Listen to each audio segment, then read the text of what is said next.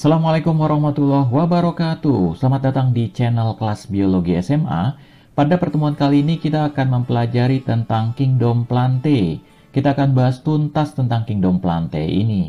Materi tentang Kingdom Plantae akan saya bagi menjadi 3 video ya. Di mana video pertama kita akan mempelajari tentang ciri-ciri Kingdom Plantae, serta kita akan bahas juga tentang tumbuhan lumut atau Bryophyta.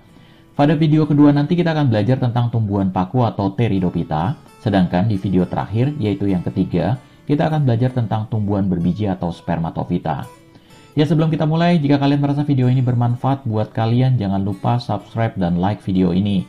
Karena subscribe dan like yang Anda berikan merupakan penghargaan dan motivasi buat saya untuk terus berkarya memberikan video-video yang bermanfaat buat kalian semua. Ya, berikut adalah peta konsep Kingdom Plantae di mana kalian akan pelajari tentang ciri-ciri dari Kingdom Plantae serta klasifikasi Kingdom Plantae, di mana klasifikasi Kingdom Plantae ini akan membagi Kingdom Plantae menjadi 3 divisi utama, yaitu divisi Bryophyta atau tumbuhan lumut, kemudian divisi Pteridophyta atau tumbuhan paku, dan divisi Spermatophyta atau tumbuhan berbiji. Pada materi Kingdom Plantae, kalian juga akan mendapatkan materi tentang peran Kingdom Plantae dalam kehidupan. Ya, kita mulai materi tentang Kingdom Plantae dimulai dari ciri-ciri Kingdom Plantae secara umum. Ciri Kingdom Plantae yang pertama adalah sel-selnya eukariotik, yaitu sel-sel pada anggota Kingdom Plantae telah memiliki membran inti. Jadi kalau ini adalah sel dan ini adalah inti selnya, maka membran inti itu adalah selubung yang menyelimuti inti sel ini ya.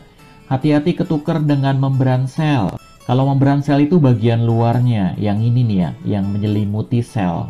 Jadi kalau membran inti itu menyelimuti inti sel, kalau membran sel itu menyelimuti sel atau sitoplasma. Dan makhluk hidup yang sel-selnya telah memiliki membran inti ini dikenal dengan istilah sel eukariotik. Namun tidak semua makhluk hidup memiliki membran inti ya. Contohnya pada gambar berikut ini, di mana ini adalah gambar bakteri. Kita lihat di sini membran intinya tidak ada. Sel-sel yang tidak memiliki membran inti ini dikenal dengan istilah sel prokariotik. Dan makhluk hidup yang tidak memiliki membran inti ini atau selnya bersifat prokariotik itu cuma ada satu kingdom, yaitu Kingdom Monera, yang terdiri atas bakteri dan ganggang biru. Selain Kingdom Monera, sel-selnya adalah bersifat eukariotik, termasuk Kingdom Plantae. Ciri berikutnya adalah anggota Kingdom Plantae. Tubuhnya tersusun atas banyak sel atau dikenal dengan istilah multiseluler. Namun multiselulernya multiseluler kompleks ya. Artinya adalah telah ada pembagian tugas yang jelas antara bagian-bagian sel satu dengan bagian-bagian sel lainnya. Contohnya pada gambar tumbuhan di samping ini ya, di mana kita melihat tumbuhan tersebut tersusun atas akar, batang, dan daun. Dan masing-masing organ tumbuhan tersebut memiliki fungsi yang berbeda-beda. Pada daun misalnya, bahwa daun tersusun atas jaringan epidermis, kemudian ada parenkim palisade, ada parenkim scons, kemudian ada juga jaringan pengangkut atau ikatan pembuluh nama lainnya yang tersusun atas xilem dengan floem. Nah, masing-masing jaringan ini memiliki fungsi yang berbeda-beda. Contohnya, parenkim palisade dengan spons. Ini banyak mengandung klorofil sehingga dia berfungsi untuk fotosintesis. Tetapi lain halnya jika kemudian kita melihat jaringan pengangkut yang terdiri atas xilem dengan floem. Ini walaupun kemudian posisinya sejajar dengan parenkim palisade dengan spons, dia tidak melakukan proses fotosintesis, tapi melainkan berfungsi untuk mengangkut air dan garam mineral serta hasil fotosintesis ke seluruh tubuh tumbuhan.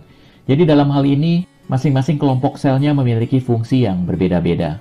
Nah, inilah yang dikenal dengan istilah multiseluler kompleks. Berbeda dengan makhluk hidup yang tubuhnya tersusun atas multiseluler namun sederhana ya, seperti yang pernah kita bahas yaitu pada fungi, di mana walaupun fungi tersebut multiseluler sepertinya, namun sel-selnya sama semua dan tidak ada pembagian tugas yang spesifik di antara sel-selnya, sehingga kemudian fungi dipisahkan dari Kingdom Plantae. Begitu pula dengan Kingdom Protista yang mirip tumbuhan yaitu algae, dan ini adalah salah satu contoh algae atau dikenal dengan istilah rumput laut.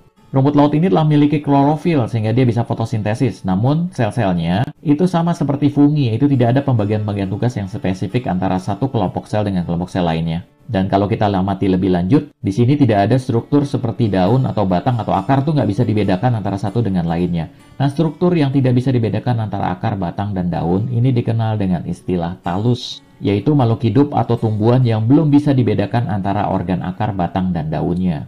atau dikenal juga dengan istilah talopita dari kata talo atau talus dan pita itu tumbuhan. Ya, ciri anggota kingdom Plantae berikutnya adalah dinding selnya tersusun atas zat selulosa. Dan berbeda dengan kingdom Animalia di mana dia tidak memiliki dinding sel, tumbuhan itu memiliki dinding sel. Dan kalau kita amati dinding sel lebih detail lagi seperti gambar ini ya. Nah, ini dinding selnya dan struktur dari selulosa itu ada di sini ya. Dan kalau kita lihat lagi ini seperti ini tersusun atas selulosa nih di sini nih. Ya, kalau dianimasikan seperti ini. Ini selulosanya dan kemudian diselingi dengan adanya zat lignin atau zat kayu. Sehingga menyebabkan kemudian sel-sel tumbuhan itu begitu keras karena memiliki dinding sel yang tersusun atas selulosa dan zat kayu atau lignin.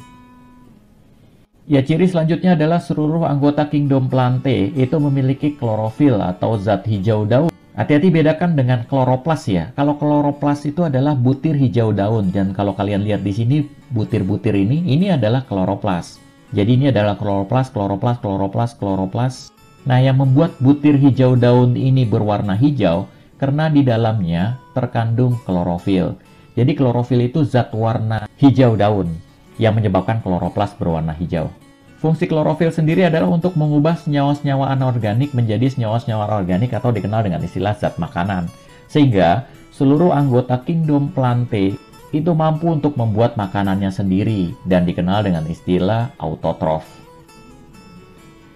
Ya, berikut adalah bahan-bahan untuk fotosintesis di mana kemudian tumbuhan memerlukan karbon dioksida dan ini gratis ada di udara ya. Kemudian dibutuhkan juga air yang ada di tanah. Selanjutnya dengan adanya klorofil, maka dengan bantuan energi dari matahari, karbon dioksida dengan air ini akan dirubah menjadi oksigen dan zat makanan. Ciri kingdom Plantae berikutnya adalah mengalami metagenesis atau pergiliran keturunan dalam siklus hidupnya. Untuk menjelaskan tentang metagenesis ini, saya akan ngambil salah satu anggota kingdom Plantae yaitu tumbuhan lumut. Lumut pada tahap atau fase hidupnya akan menghasilkan alat kelamin atau gamet. Sama seperti manusia, alat kelamin ada dua jenis, yaitu alat kelamin jantan dan ada alat kelamin betina. Pada tumbuhan lumut, alat kelamin jantan akan menghasilkan spermatozoid, sedangkan alat kelamin betina itu akan menghasilkan ovum atau sel telur. Nah, fase di mana tumbuhan lumut ini menghasilkan alat kelamin dikenal dengan istilah fase gametofit. Selanjutnya, setelah terjadi peleburan antara sel kelamin jantan dan sel kelamin betina, akan dihasilkan zigot, jadi sama seperti manusia ya. Selanjutnya zigot akan tumbuh dan berkembang, namun pertumbuhannya masih tetap menempel pada tumbuhan lumut tadi, yaitu pada fase gametofit ini ya. Kemudian pertumbuhan dan perkembangan zigot tadi akan membentuk struktur yang memanjang dan di ujung-ujungnya akan dihasilkan kotak spora atau sporangium. Saya perlihatkan pada gambar yang lebih jelas lagi ya. Nah, ini dikenal dengan istilah fase gametofit di mana kemudian di sini akan dihasilkan alat kelamin jantan dan betina. Kemudian nanti akan terjadi peleburan antara sel kelamin jantan dengan sel kelamin betina membentuk zigot. Zigot kemudian berkembang membentuk struktur yang memanjang seperti ini. Dan di ujungnya akan dihasilkan kotak spora, ini dia ya, atau dikenal dengan istilah sporangium. Dan di dalam sporangium ini akan dihasilkan spora. Nah, fase di mana tumbuhan lumut ini menghasilkan spora, ini dikenal dengan istilah fase sporofit. Selanjutnya, setelah spora matang dan dilepaskan ke udara, jika spora tersebut jatuh di tempat yang baik, maka akan tumbuh membentuk tumbuhan lumut seperti ini lagi ya. Nih, seperti ini lagi nih. Dan selanjutnya akan berkembang dan menghasilkan alat kelamin kembali ya, dan dikenal dengan istilah fase gametofit. Selanjutnya akan masuk ke fase sporofit dan menghasilkan spora lagi, dan kemudian jatuh lagi ke tempat yang baik dan tumbuh, dan seterusnya. Jadi dalam hal ini, lumut setelah melakukan atau masuk ke dalam fase gametofit itu akan diiringi dengan fase sporofit. Selanjutnya akan masuk ke fase gametofit lagi dan kemudian akan masuk ke fase sporofit. Kemudian gametofit, sporofit, gametofit, sporofit, gametofit, sporofit. Dan inilah yang dikenal dengan istilah metagenesis, yaitu pergiliran keturunan dalam siklus hidupnya, yaitu dari fase gametofit, nanti akan diteruskan fase sporofit, kemudian gametofit lagi dan sporofit lagi. Jadi nggak mungkin lumut kemudian gametofit terus gitu, kemudian nanti sporofit, itu nggak mungkin. Jadi dia selalu bergantian. Itulah yang dikenal dengan istilah metagenesis.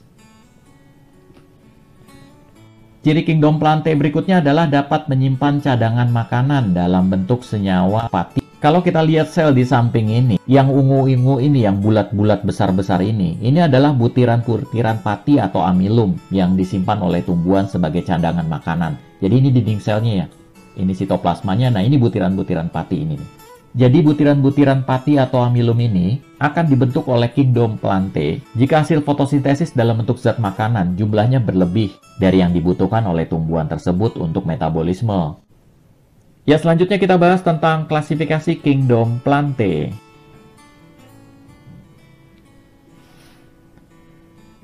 Ya, secara taksonomi kingdom plantae dibagi menjadi 3 divisio, yaitu divisio Bryophyta atau tumbuhan lumut, divisi Pteridophyta atau tumbuhan paku, dan terakhir adalah divisio Spermatophyta atau tumbuhan berbiji. Selain pengelompokan secara taksonomi, kingdom plantae juga dapat dikelompokkan berdasarkan keberadaan struktur tertentu yang dimiliki oleh anggota-anggota kingdom plantae. Namun pengelompokan resminya ya yang ini 3 ini ya, jadi kalian jangan bingung. Jadi pengelompokan lainnya itu lebih kepada untuk memudahkan kita mempelajari dan memahami struktur tubuh tumbuhan. Berikut pengelompokannya ya. Ya, seperti kita ketahui sebelumnya bahwa tumbuhan memiliki 3 organ utama pada tubuhnya, yaitu akar, batang, dan daun. Namun, ada beberapa anggota kingdom plantae yang keberadaan akar, batang, dan daunnya itu tidak bisa dibedakan. Tubuh makhluk hidup atau tumbuhan yang struktur tubuhnya tidak dapat dibedakan antara organ akar, batang, dan daun itu dikenal dengan istilah talus. Dan makhluk hidup atau tumbuhan yang tubuhnya berbentuk talus itu dikelompokkan ke dalam kelompok Talophyta. Dari kata talus ya, dan pita. Pita itu artinya tumbuhan, jadi tumbuhan yang berbentuk talus. Dan Talophyta ini udah saya singgung sebelumnya ya, di ciri umum multiselular kompleks dan multiselular sederhana. Selanjutnya, tumbuhan yang organ akar dan batang daunnya telah dapat dibedakan dengan jelas, ini dikenal dengan istilah kormus. Dan tumbuhan yang tubuhnya telah membentuk kormus, itu dikelompokkan dalam kelompok Cormophyta. Tumbuhan paku atau Pteridophyta dan tumbuhan berbiji atau Spermatophyta adalah contoh dari Cormophyta. Sedangkan tumbuhan lumut atau Bryophyta itu adalah contoh dari kelompok Talophyta. Yang jadi permasalahan adalah struktur tubuh Talophyta itu kan belum memiliki akar, batang, dan daun ya. Berarti belum ada pembagian tugas yang jelas di antara sel-sel multiselulernya. Lalu yang jadi pertanyaan, kenapa lumut atau Bryophyta dimasukkan ke dalam kingdom plantae? Alasannya adalah karena ada beberapa anggota dari kingdom Bryophyta yang struktur tubuhnya telah berbentuk kormus, atau akar, batang, dan daunnya telah dapat dibedakan. Walaupun jumlah anggota tumbuhan lumut yang masih dalam bentuk talus itu jauh lebih banyak. Karenanya, lumut dianggap sebagai makhluk hidup peralihan dari kelompok kingdom Protista ke kelompok kingdom plantae. Jadi secara evolusi Bryophyta itu penghubung ya antara kingdom Protista dengan kingdom plantae. Jadi kingdom Protista itu ada lebih dulu di dunia ini dibandingkan kingdom plantae. Dan kingdom plantae itu berasal dari kingdom Protista yang kemudian berkembang menjadi kingdom plantae. Berdasarkan keberadaan pembuluh angkutnya, maka kingdom plantae dibagi menjadi 2 kelompok, yaitu kelompok tumbuhan yang memiliki pembuluh angkut atau dikenal dengan istilah Tracheophyta, dan kelompok tumbuhan yang tidak memiliki pembuluh angkut atau dikenal dengan istilah Atracheophyta. Jadi ada istilah A-nya ya, kalau ini nggak ada. A itu artinya tidak. Pembuluh angkut ini dikenal dengan istilah ikatan pembuluh ya, kalau di buku-buku pelajaran. Dan ikatan pembuluh ini ada 2, yaitu xilem dan phloem. Xilem berfungsi untuk angkut air dan garam mineral dari tanah menuju seluruh bagian tubuh tumbuhan, sedangkan phloem berfungsi untuk mengangkut hasil fotosintesis ke seluruh bagian tubuh tumbuhan. Tumbuhan paku dan tumbuhan berbiji itu memiliki pembuluh angkut, sedangkan Bryophyta atau tumbuhan lumut itu tidak memiliki pembuluh angkut. Ya, kita kembali kepada pengelompokan secara taksonomi, yaitu kingdom plantae dibagi menjadi 3 divisio, yaitu Bryophyta atau tumbuhan lumut, Pteridophyta atau tumbuhan paku, dan Spermatophyta atau tumbuhan berbiji. Kita bahas satu persatu, kita mulai dari Bryophyta. Dan untuk video kedua nanti kita akan bahas tentang tumbuhan paku atau Pteridophyta. Dan di video terakhir atau video ketiga, kita akan bahas tentang Spermatophyta atau tumbuhan berbiji. Kita bahas tentang Bryophyta terlebih dahulu.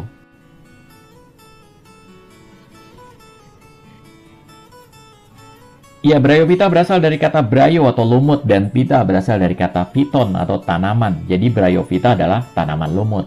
Ciri tumbuhan lumut adalah tubuhnya tidak dapat dibedakan antara akar, batang, dan daun. Struktur semacam itu dikenal dengan istilah talus, dan telah kita bahas tadi ya sebelumnya. Nah, ini talus nih, seperti pada gambar di samping ini. Kita bisa melihat bahwa di sini nggak bisa dibedakan mana sih daun, batang, dengan akarnya kan nggak bisa dibedakan. Semuanya tampak seperti daun gitu. Namun seperti yang saya beritahukan sebelumnya bahwa ada beberapa anggota dari Bryophyta yang struktur tubuhnya telah membentuk kormus atau akar, batang, dan daunnya telah dapat dibedakan. Ciri umum Bryophyta berikutnya adalah memiliki kloroplas yang mengandung pigmen klorofil. Ini kloroplas semua ya di sini ya. Dan dominannya ada pada sel-sel di permukaan atas supaya efisien dalam proses fotosintesisnya. Ya, ini juga tampak kloroplas yang banyak di permukaan atas dari sel lumut. Ya, ini adalah gambar animasinya, di mana sini adalah sel-sel yang mengandung klorofil di bagian atas. Kemudian di sini juga kalian bisa lihat ada parenkima, storage parenkim penyimpan. Ya, kemudian kalau kalian ingat bahwa ciri dari kingdom Plantae adalah tubuhnya mampu untuk menyimpan cadangan makanan dalam bentuk amilum atau pati. Maka pada sel-sel storage parenkim inilah cadangan makanan dalam bentuk pati atau amilum itu disimpan. Ya, ciri berikutnya dari tumbuhan lumut adalah tidak memiliki pembuluh angkut, dan ini telah kita bahas sebelumnya ya. Lalu kemudian timbul pertanyaan, bagaimanakah caranya tumbuhan lumut mengangkut air dan garam mineral, serta hasil fotosintesis ke seluruh tubuh lumut tersebut? Caranya sama seperti pada tumbuhan yang memiliki pembuluh angkut, yaitu xilem dengan phloem di sini nih ya. Yaitu air dan garam mineral akan masuk ke dalam sel-sel tumbuhan yang bersentuhan dengan air secara difusi, dan menyebabkan konsentrasi air pada tumbuhan ini akan lebih banyak dibandingkan dengan di sini. Sehingga kemudian air akan mengalir ke sel-sel yang bagian dalam ini ya. Kemudian konsentrasi air di bagian sel dalam ini jauh lebih banyak dibandingkan di sini. Maka kemudian air akan mengalir ke sel-sel yang bagian dalam. Dan seterusnya. Maka kemudian air akan terdistribusi dari luar ke dalam sel-sel pada lumut. Air juga bisa mengalir di antara dinding-dinding sel dan masuk ke dalam sel-sel lumut. Air dan hasil fotosintesis juga dapat diantarkan ke seluruh tubuh tumbuhan melalui struktur yang bernama plasmodesmata. Plasmodesmata ini mirip seperti jembatan penghubung antara satu sel dengan sel lainnya. Dan melalui plasmodesmata ini terjadi aliran sitoplasma, ya kemudian air dan zat-zat makanan akan terdistribusi ke seluruh sel-sel. Air dan zat makan juga dapat diantar ke seluruh tubuh tumbuhan melalui sistem kapiler. Telah dipelajari di fisika bahwa jika ada pembuluh dengan ukuran diameter kecil, maka dapat mengangkat larutan ke atas, dan makin kecil diameter kapilernya, maka larutan yang terangkat yaitu akan jauh lebih tinggi tertarik ke atasnya. Nah, sel-sel yang menyusun tubuh lumut itu juga dapat berfungsi sebagai kapiler, sehingga kemudian air dan zat makanan dapat naik ke atas menuju ke ujung tanaman lumut tersebut. Lagi pula tinggi rata-rata tumbuhan lumut itu antara 1 sampai dengan 2 cm ya. Karenanya struktur pembuluh angkut xilem dan phloem itu tidak terlalu dibutuhkan oleh tumbuhan lumut ini. Ya, ciri umum berikutnya adalah lumut dapat melakukan reproduksi secara seksual dan aseksual. Reproduksi lumut dilakukan secara seksual yaitu dengan menghasilkan alat kelamin. Dan alat kelamin pada lumut ada 2 jenis, yaitu alat kelamin jantan dan alat kelamin betina. Alat kelamin jantan akan menghasilkan spermatozoid dan alat kelamin betina akan menghasilkan sel telur atau ovum, dan telah kita jelaskan sebelumnya ya. Dan lumut yang sedang dalam tahap menghasilkan gamet ini berarti berada dalam fase generasi gametofit. Lumut juga dapat melakukan reproduksi secara aseksual dengan menghasilkan spora, dan lumut yang sedang dalam tahap menghasilkan spora ini berarti sedang berada dalam fase atau generasi sporofit.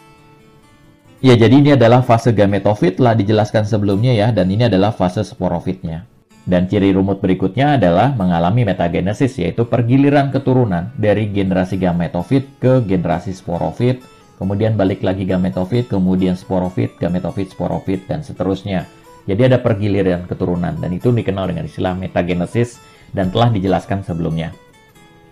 Ya, ini adalah fase gametofit di sini ya. Ini lumut yang udah tua tuh biasanya lumutnya muncul 2. Kayak seperti ini ya, ada gametofitnya dan ada sporofitnya. Kalau yang masih muda, baru tumbuh, baru jatuh dari spora, kemudian tumbuh, itu biasanya hanya fase gametofit yang kelihatan. Nanti sering waktu kemudian dihasilkan alat kelamin dan kemudian terjadi peleburan, maka barulah muncul struktur yang panjang-panjang ke atas ini atau dikenal dengan istilah fase sporofit. Ya, seperti ini ya, ini fase sporofitnya nih. Nah, ini gametofitnya. Hati-hati ulangan sering keluar, ini fase gametofit itu yang ini ya. Dan sporofit itu yang naik ke atas seperti ini, dan di ujungnya ada sporangium atau kotak spora, dan di dalamnya dihasilkan spora. Ya, ini dia kelihatan jelas nih, ini spora-sporanya di dalamnya ini ya, di dalam sporangium. Dan ini adalah fase sporofit, dan ini adalah fase gametofit. Jadi kalau kita kemudian melihat lumut di tembok ada seperti ini berarti dia masih dalam bentuk fase generasi gametofit. Karena belum kelihatan muncul sporofitnya ya. Jadi yang sering kelihatan bludru-bludru seperti ini nih, yang kita lihat sehari-hari ini adalah generasi gametofitnya.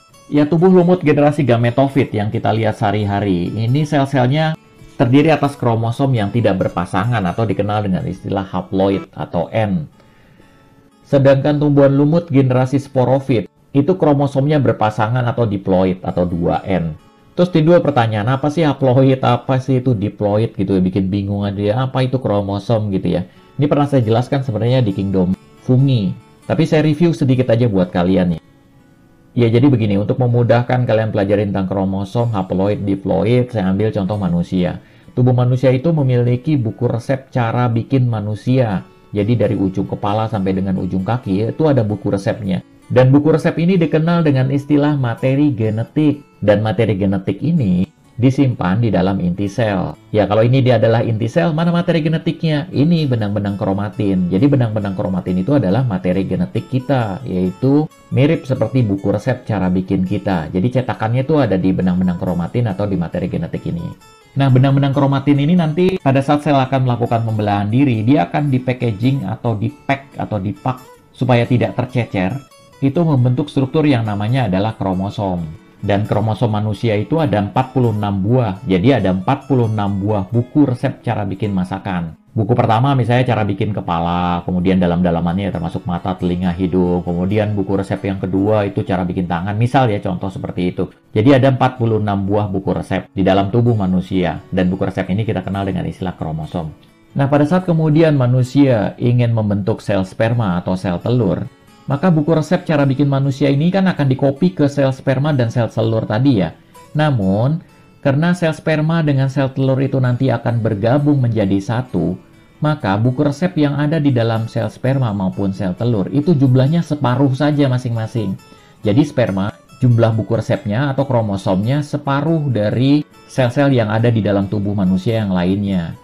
Begitu pula dengan sel telur, jadi kromosomnya hanya separuh saja, sehingga nanti pada saat terjadi peleburan antara sel kelamin jantan atau sperma dengan sel telur, itu buku resepnya akan bergabung menjadi satu lagi dan membentuk 46 buah kromosom. Jadi komplit lagi sama seperti sel-sel pada tubuh manusia lainnya. Ya, jadi pada saat pembentukan sel telur oleh wanita, yang tadinya kromosomnya ada 46 buah, itu hanya tinggal separuhnya, yaitu 23 kromosom. Begitu pula pada pria, di mana kemudian jumlah kromosomnya juga sama-sama 46 juga, pada saat pembentukan sperma itu hanya separuhnya atau 23 kromosom. Tujuannya adalah pada saat kemudian terjadi pembuahan, yaitu di mana sperma membuahi sel telur, maka terbentuk zigot, maka akan terjadi peleburan juga inti sel sperma dengan inti sel telur, di mana masing-masing mengandung 23 kromosom, bergabung menjadi satu, sehingga kemudian akan dihasilkan zigot dengan kromosom berjumlah 46 buah. Dan kemudian zigot akan berkembang membentuk embrio dan kemudian menjadi makhluk hidup lagi dengan jumlah kromosom yang sama dengan induknya, yaitu 46 buah kromosom. Nah, jumlah kromosom separuh dari induknya, yaitu pada sel telur maupun sel sperma, itu dikenal dengan istilah haploid, dari kata half, separuh, yaitu N aja gitu. Sedangkan penggabungannya yaitu antara sperma dengan sel telur, yaitu yang haploid ditambah dengan haploid, itu menjadi diploid gitu. Sehingga kemudian struktur kromosom 46 buah ini atau utuh ini dikenal dengan istilah diploid atau 2N. Karena berasal dari haploid sel telur dengan haploidnya sel sperma bergabung menjadi satu. Haploid plus haploid jadi 2 haploid, yaitu 2N.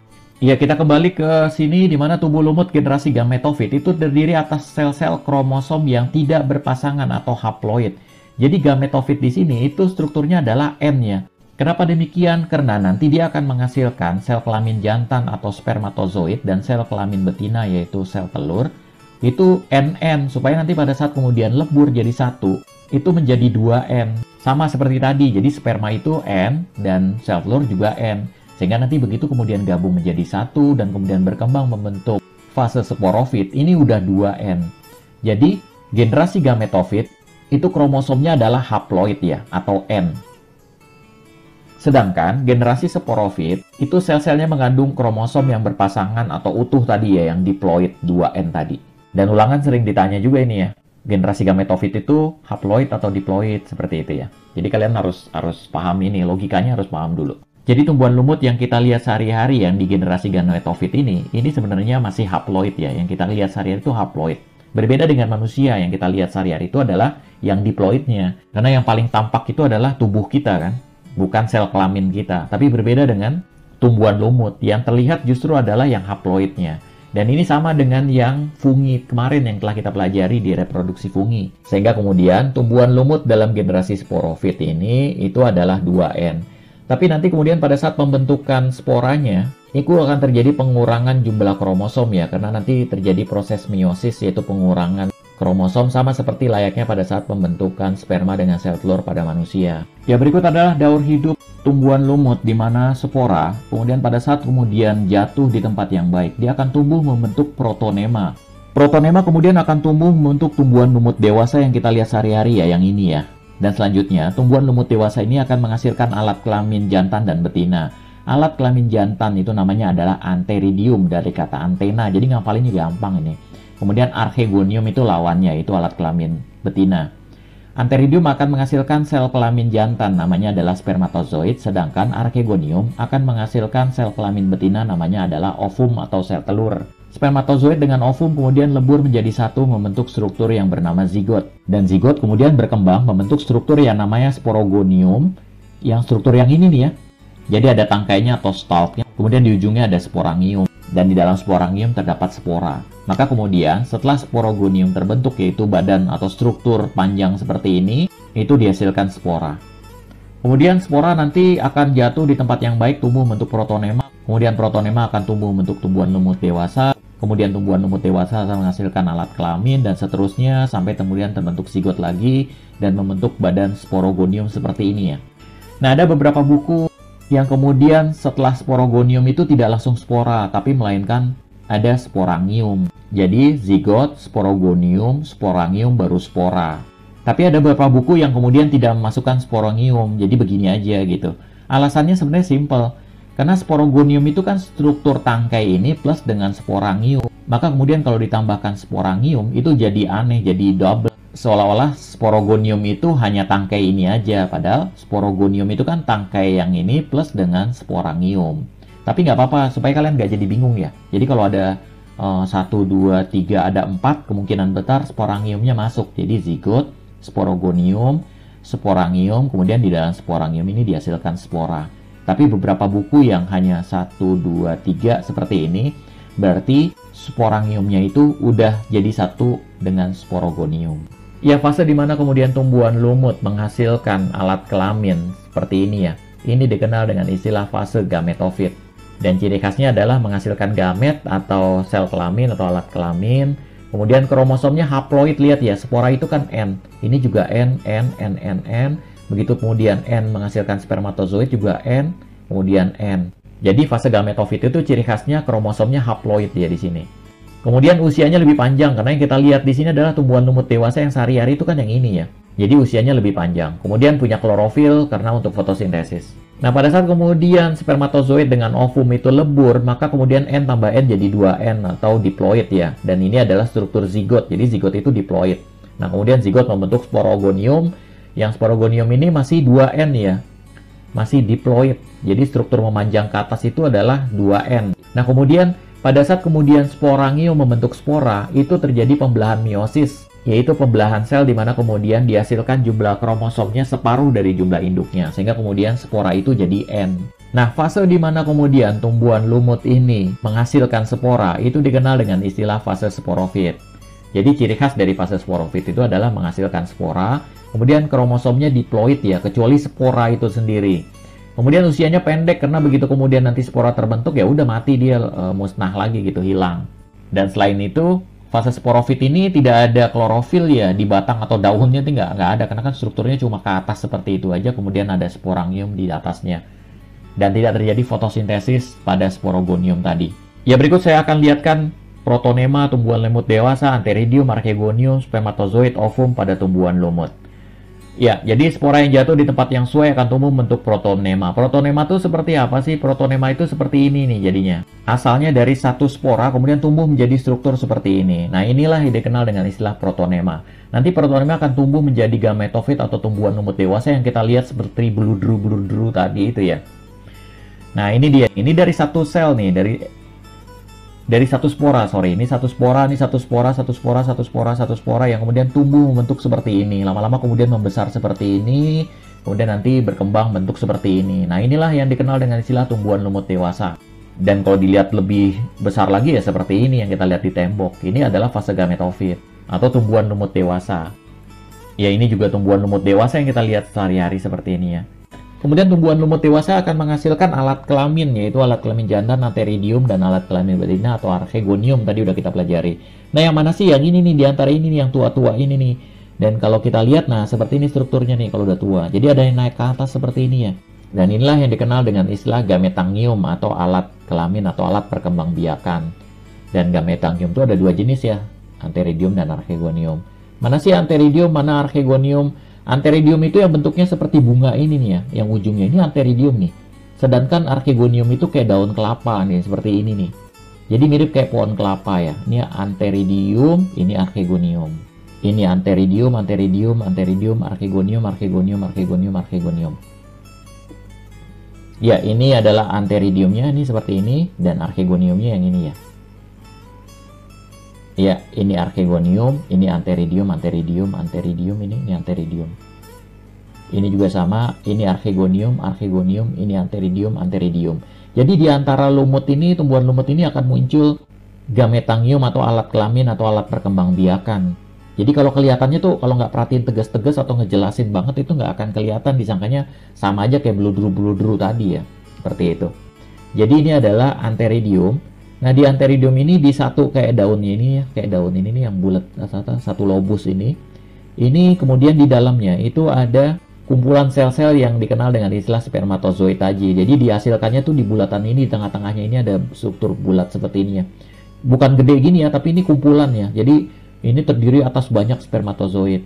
Sedangkan kalau sel telurnya itu ada di bagian lapisan bawah sini. Jadi mirip seperti fungi atau jamur pada saat pembentukan Basidiospora. Jadi ada di bagian bawahnya di sini nih. Jadi di bagian bawah sini nih ya, di pangkal di sini nih. Jadi di sininya nih. Nah, ini adalah sel telurnya. Ini sel telur, sel telur, sel telur, sel telur, seperti itu. Ya, berikut adalah antheridium. Nah, ini yang tonjolan-tonjolan ini di dalamnya nih ada spermatozoid. Nah, kalau kemudian ini juga sama ya di sini ya. Makanya kemudian dia bentuknya kayak apa, agak besar gitu di bagian tengahnya ini. Ya, nah ini dia nih. Ini lebih besar nih, lebih kelihatan lagi nih. Nah, disinilah dihasilkannya spermatozoid. Di dalam ini akan terkumpul banyak spermatozoid. Jadi kalau dilihat di bawah mikroskop, kalau ini dibelah nih gitu ya, srek seperti ini, maka akan dilihat seperti ini. Nah, ini bulatan-bulatan tadi yang kayak gini, yang besar-besar gini. Nah, ini adalah kumpulan dari spermatozoid ini dia. Antheridium ini ya keseluruhannya, bukan yang ini ya. Ini spermatozoid nih. Nah, ini kalau kemudian ini diambil dan dilihat di bawah mikroskop nih, ini akan berbentuk seperti ini ya. Jadi ini spermatozoid nih. Jadi ini adalah kepala spermanya dan ini ekornya. Ini kepala sperma nih ekornya. Ini kepala sperma nih ekornya. Ini kepala spermanya nih ekornya. Ya, sedangkan untuk archegoniumnya itu akan menghasilkan gamet betina yaitu ovum. Nah, ovum dihasilkan di sini ya. Nah, kalau kita lihat nih, nah seperti ini nih. Jadi ini kalau dibelah, serok vertikal.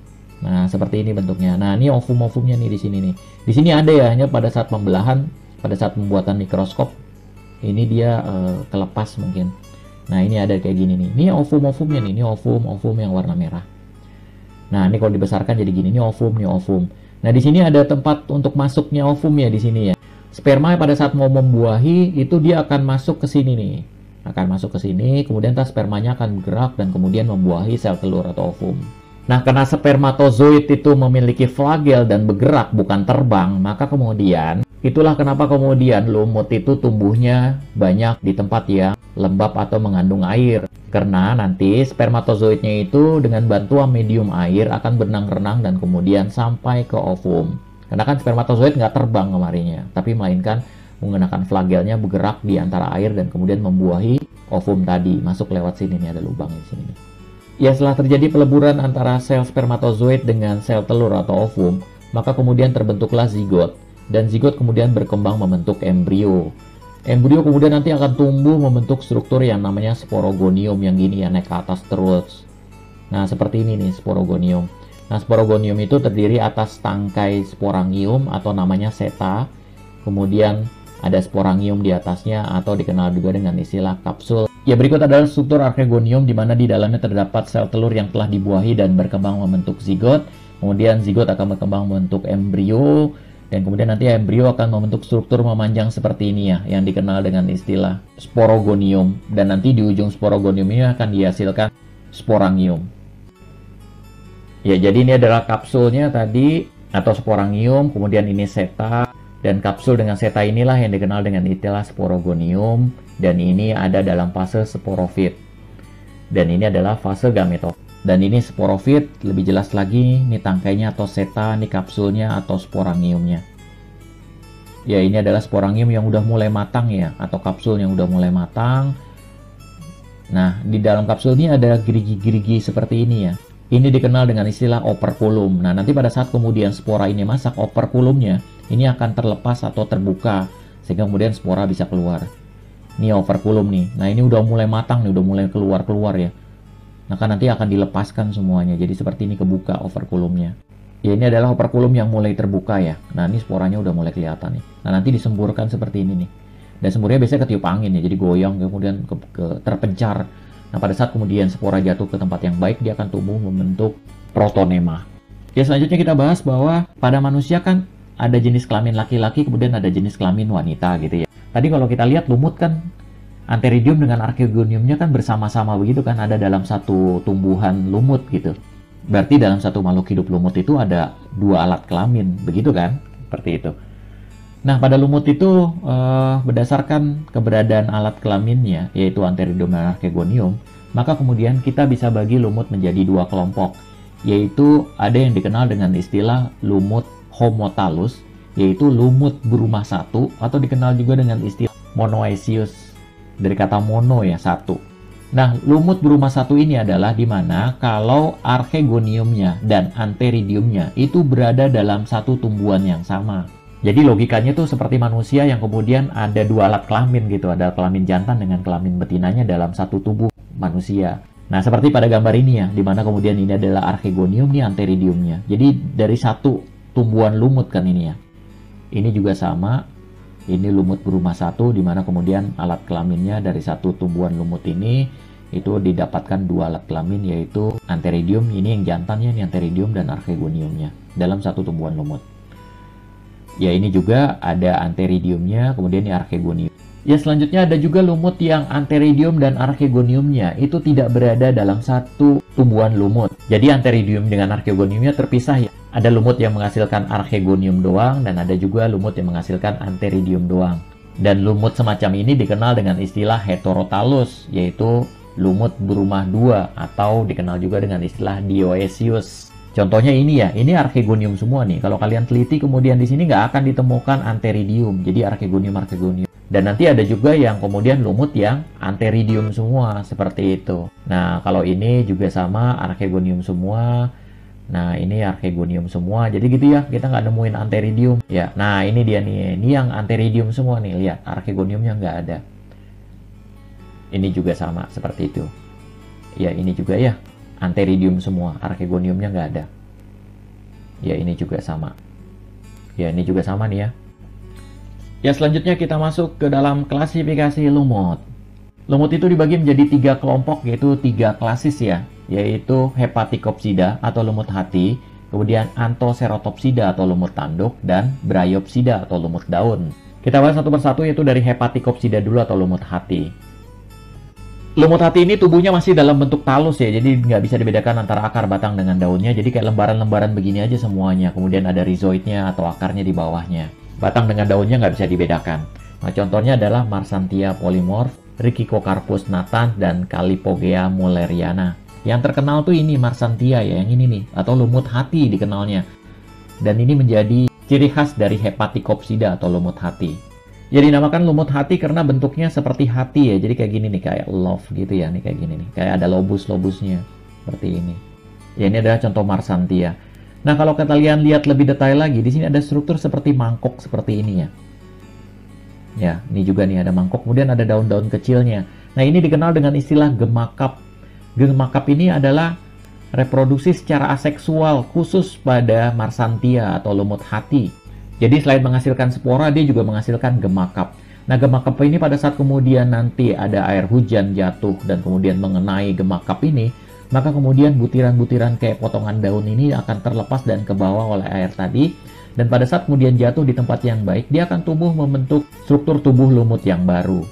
Ya, ini juga gemakap nih ya. Nah, ini dia butiran-butiran gemakap tadi. Ya, ini ada gemakapnya juga. Ini archegoniumnya kelihatan. Ini gemakap nih seperti ini. Ya, ini gemakap juga. Tergantung jenisnya ya. Ini gemakap juga. Ya, kalau Rhicicocarpus ini kayak seperti ini ya, dia hidup di air. Ini Rhicicocarpus juga. Ya, selanjutnya adalah Anthoceratopsida atau lumut tanduk. Kenapa dinamakan lumut tanduk? Karena bentuk fase sporofitnya itu berbentuk seperti tanduk manjang seperti ini ya. Dan kemudian sporangiumnya atau kapsulnya itu juga kemudian meruncing memanjang sehingga kemudian menjadi satu dan berbentuk seperti tanduk. Inilah kenapa kemudian dinamakan lumut tanduk. Dan contoh yang paling terkenal itu adalah Anthocerosos ya. Kalian harus hafalkin nama-nama tadi ya. Yang tadi yang saya jabarkan dari lumut hati sampai lumut tanduk dan seterusnya. Itu yang umum, yang jamak-jamak dan kalian harus hafal ya. Ya, ini juga. Nih lihat nih, kelihatan seperti tanduk kan seperti ini. Ini juga sama seperti tanduk. Itulah kenapa kemudian dinamakan lumut tanduk. Ya, ini juga seperti ini nih. Jadi yang lumut tanduknya itu hanya fase sporofitnya doang, nggak metofitnya terserah gitu ya. Yang penting sporofitnya kalau kemudian dia runcing ujungnya seperti ini, maka dikatakan sebagai lumut tanduk. Itu ciri khas dari kelas Anthoceratopsida. Ya, ini juga, ini kelihatan jelas sekali ya, seperti itu. Ya, next berikutnya adalah Bryopsida atau lumut daun. Ya, Bryopsida ini dikenal juga dengan istilah lumut sejati. Kenapa demikian? Karena lumut inilah yang sungguhnya akar, batang, dan daunnya telah dapat dibedakan dengan jelas. Dan gara-gara lumut daun inilah maka kemudian lumut dimasukkan ke dalam kingdom Plantae yang sebelumnya masuk ke dalam Protista.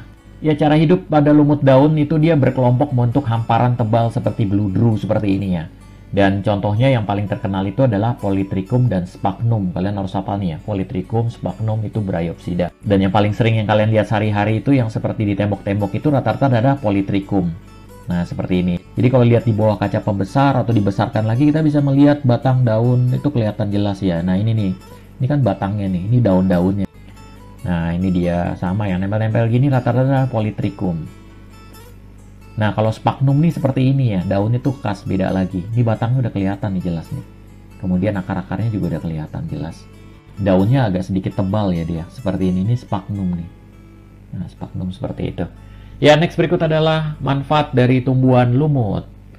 Manfaat yang pertama dari tumbuhan lumut adalah sebagai vegetasi perintis. Sama seperti lichen yang telah kita bahas di Kingdom Fungi. Lumut juga mampu tumbuh di batu-batu di mana kemudian makhluk hidup lain tidak bisa tumbuh di dalamnya. Maka kemudian tumbuhan lumut dianggap sebagai tumbuhan perintis.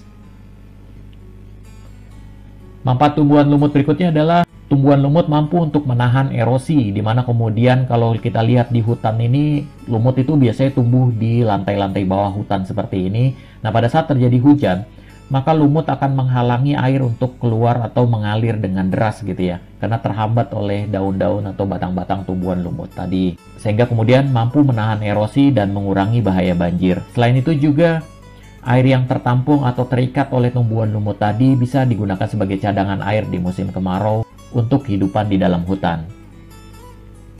Selanjutnya, manfaat tumbuhan lumut berikutnya adalah Marsanthia. Ini dapat digunakan sebagai bahan baku untuk obat hepatitis.